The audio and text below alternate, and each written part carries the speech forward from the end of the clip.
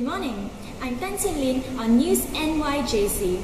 This morning, the experts of the two powerful economists gathered for a discussion on the US trade deficit with China once again. The US trade deficit with China was $315 billion. This was up significantly from the year before, when the trade deficit was $295 billion. Both were higher than any prior year. Trade deficit exists despite the fact that US exports to China were the highest in history. However, imports from China also set a record in 2011 from US-based companies that send raw materials to China for cheap assembly. When they are shipped back to the US, they are called imports, even though they are profiting American-owned companies.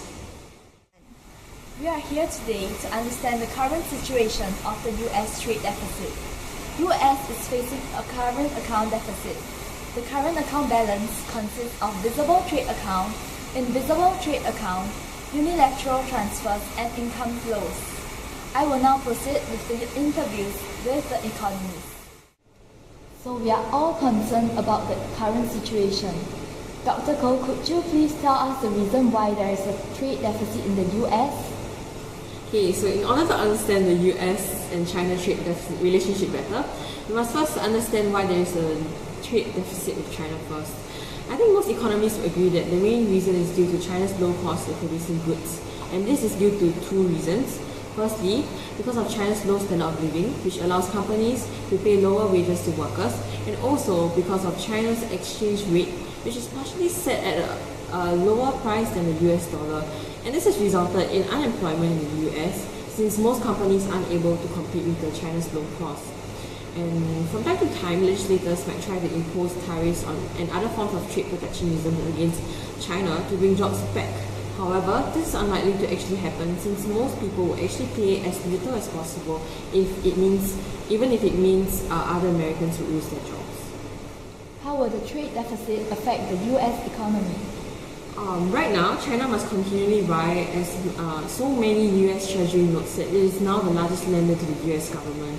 As of January 2013, the US debt to China was $1.264 trillion, and many are concerned that this could give political leverage over US fiscal policy. By buying treasuries, China helped keep US interest rates low. Until the subprime mortgage crisis, this has helped fuel the US housing boom. If China were to stop buying treasuries, interest rates would rise, delaying the recovery from the recession. And this isn't in China's best interest, as US shoppers would buy fewer Chinese exports.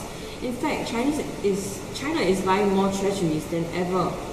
The US trade deficit with China means that the US companies that can't cope with the cheap Chinese goods must either lower their interest or go out of business. And to lower their costs, many companies have started outsourcing jobs to India and China, adding to the US unemployment.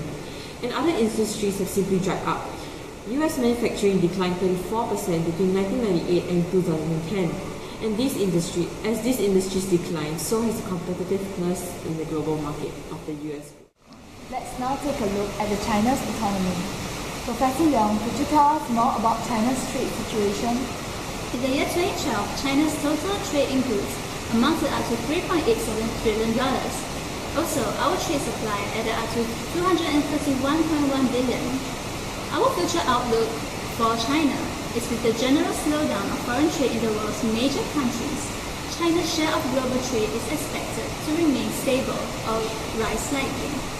However, with many global trade protectionism measures targeted at China, what's most important is for China to focus on stabilizing its economic growth and boost the balanced development of foreign trade.